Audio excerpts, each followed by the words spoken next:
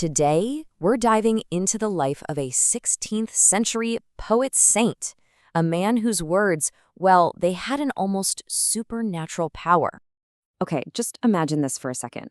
You write a song, and more than 400 years later, it's so powerful that it makes a world-renowned spiritual master just break down in tears of pure ecstasy. And I'm not making this up. This actually happened. Back in 1975, Srila Prabhupada was singing one of these songs and was so overcome with emotion, he literally fell into a trance. So, who was the man behind that incredible music? Well, that was Śrī Locana Dāsa Ṭhākura. And as you're about to find out, his own life story is every bit as compelling and packed with devotion as his poems. All right, let's get into it. To really get a sense of who this man was, we need to travel back in time, way back to 16th century Bengal. This was a period of huge spiritual and cultural awakening.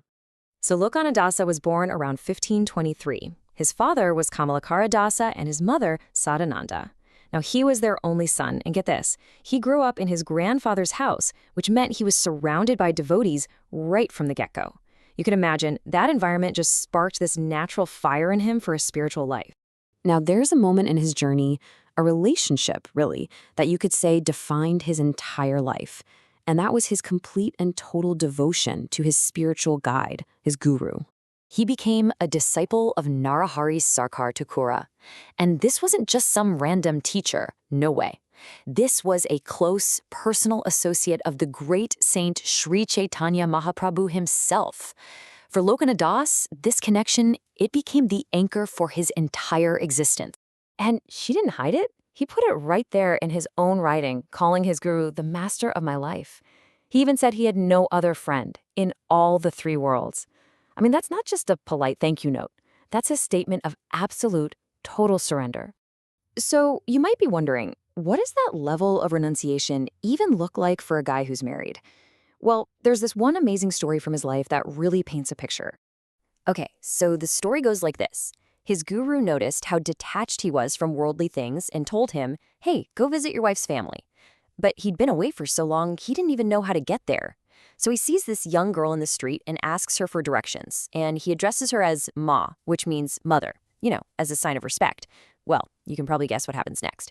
He gets to the house and realizes that young girl was his own wife. And from that day forward, his mind was made up. He always saw her as a mother figure. It just shows you how deeply detached he was from the conventional way of life. And it's this intense, personal devotion that leads to his biggest, most revolutionary contribution. See, his guru gave him a very specific job to do. Write the life story of Śrī Caitanya Mahāprabhu. And the result? It was his masterpiece, the Chaitanya Maṅgala. The name itself is really cool. It means auspicious. And that ties into this idea that just hearing about the life of a great saint is one of the best things you can do for your own spiritual well-being. Now, this is where things get really interesting. This is his game-changing move. You see, back then, all the important sacred texts were written in Sanskrit. It was this really complex language that pretty much only scholars could understand. Even his famous peers were writing only in Sanskrit. But Locana Dāsa, he did something totally different. He chose to write in simple, beautiful, everyday Bengali. His work just shattered that barrier. It was like he took these profound spiritual truths that were locked away in an academic box and just gave them to the people in a language they actually spoke and felt. His poetry was so brilliant because it was simple enough for anyone to get, but deep enough to make saints weep with ecstasy. So all of this builds up to his legacy. And it's a legacy that isn't about power or being famous. It's about something much quieter and honestly way more profound. See, Locana Dāsa didn't just write about the teachings of Chaitanya Mahaprabhu, like being humbler than a blade of grass. He actually lived it. He wasn't interested in fame or money at all. His whole focus was just serving his guru and sharing this incredible love for the divine. And really, his life is this powerful reminder, isn't it? That real spiritual impact doesn't always come with a big name or a lot of recognition. Sometimes it comes from selfless service, from that humble act of taking something profound and making it understandable for everyone.